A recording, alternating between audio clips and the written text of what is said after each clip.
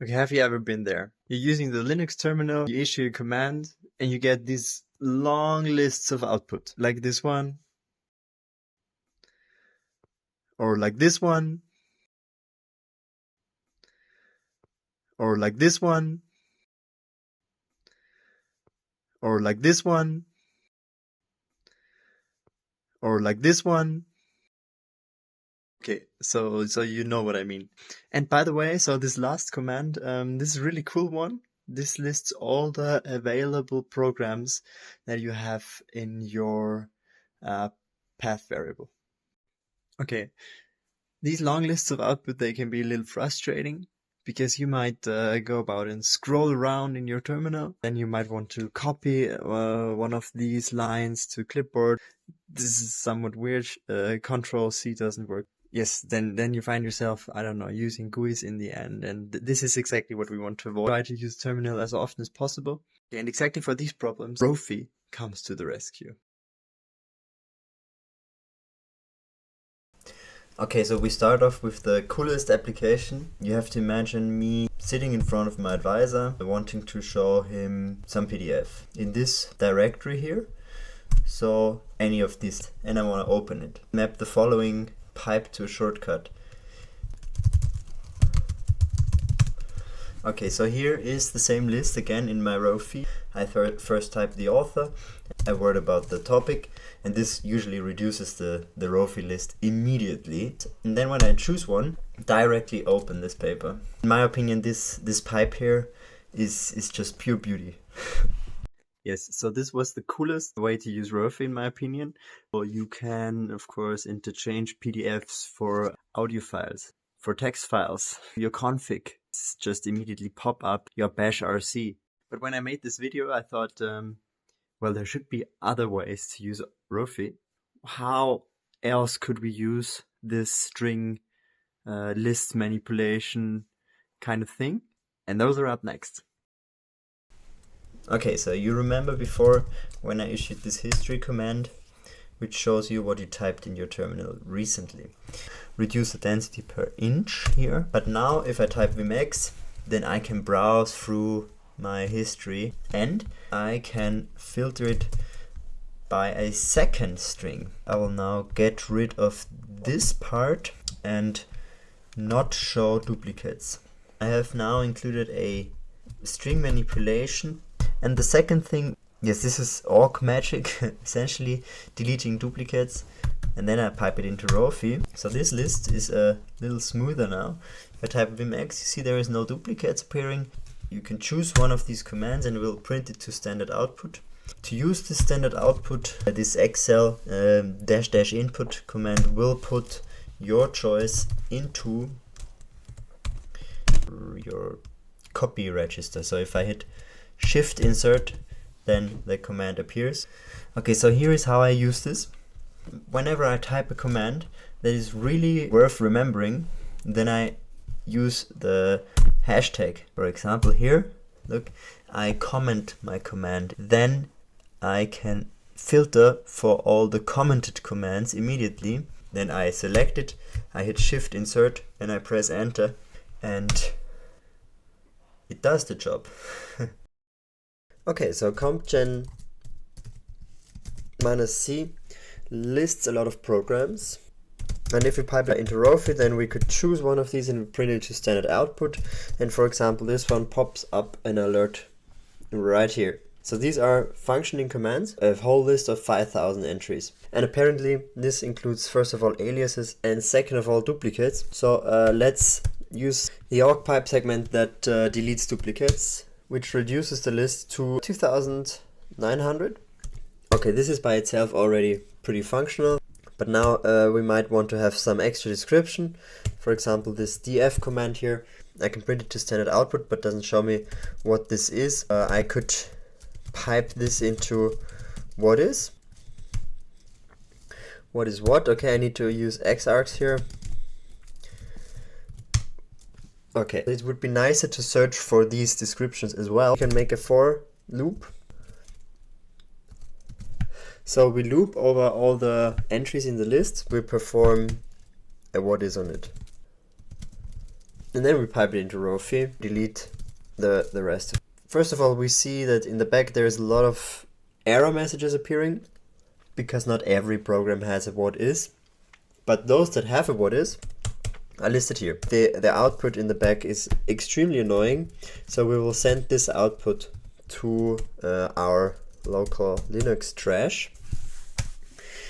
And now there is no output in the back, but the commands that have this error output are not piped into ROFI. For example, this start minus statd, you can see that it's not appearing. We need to use the logical OR here, the double pipe.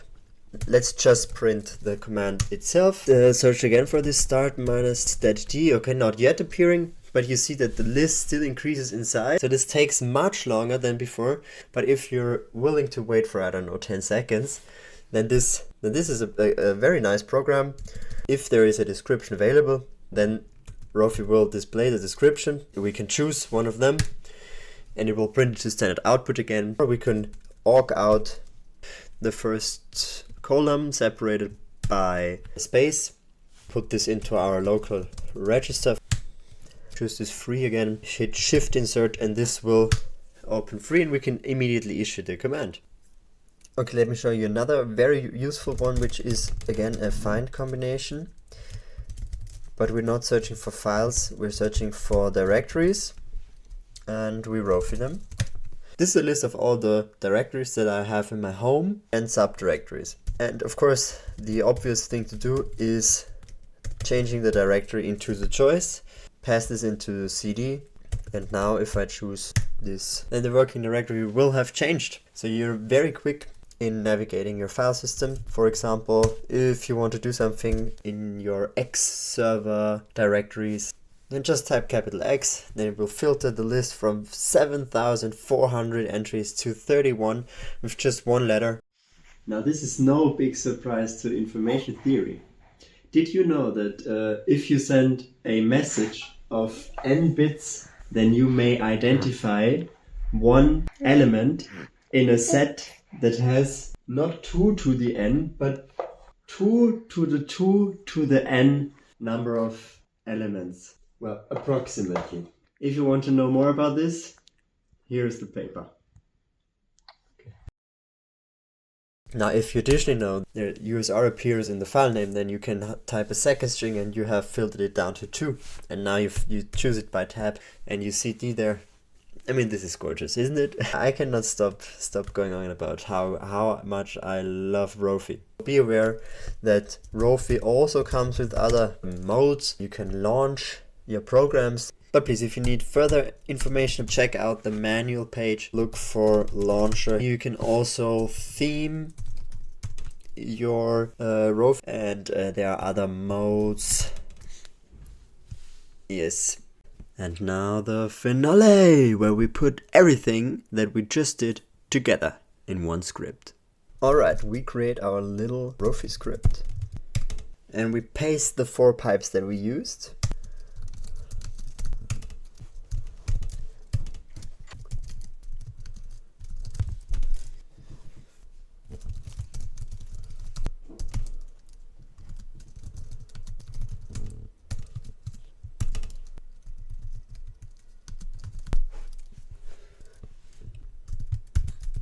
Okay, now we need the first important line, and then the user needs to choose between the possible options, and we do this in the following way. So we provide the options, second, third, and then cd home. Now I choose again with ROFI. ROFI has this sep flag where I can specify that comma is my separator, and now I specify case insensitive search, and I need double quotes here. First case, don't forget the double colon. Second, bash history. Third, path commands. Let me also format this. And the last one is cd home. Indent this, ESAC in the end. Okay, first we have to make it executable. .sh. Okay. And now execute it. And now we can choose. So let's choose the first option.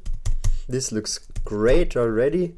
Now I choose a PDF and it opens Okular. So this works perfectly fine. Let's try the second one. Bash history does not work, okay? Because this history command does not work from script. There is a nice or a quick solution. If we look for the history file, this is the file where the history is stored, .bash history. Then you see this list in reverse. Okay, so we can use this file instead in our script. I will tag out this file and then delete the lines that start with a hashtag. So let's try this script. Bash history.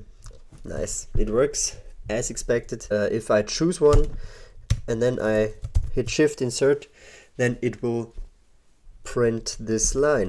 Let's try the next one, the path commands. Path commands work fine as well, ROFI, and if I choose, for example, this one, then my register has this string stored. Okay, the last one, cd home, does not make any sense because there is no terminal open in which we could cd. For my terminal, which is the urxvt, the syntax goes like this.